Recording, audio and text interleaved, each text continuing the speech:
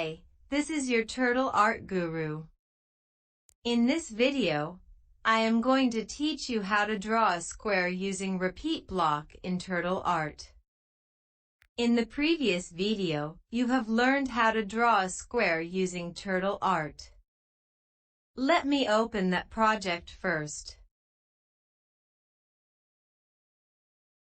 Here you see we are repeating the forward and right block 4 times. Forward and right.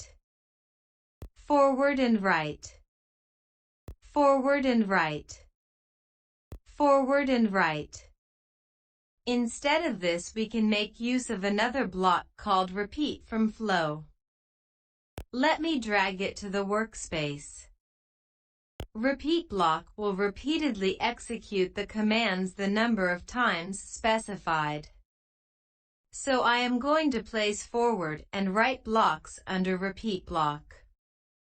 To draw a square, we need to repeat forward and right 4 times, so I am changing repeat block's number to 4 by selecting it and typing 4 in my keyboard.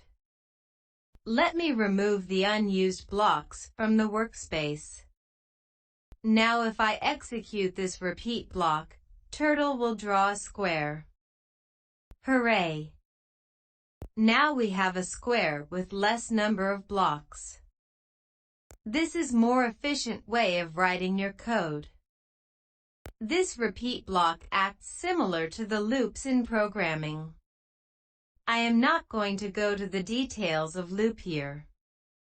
Just try to understand that repeat block helps you to optimize your code and is a widely and commonly used block in TurtleArt, also in programming.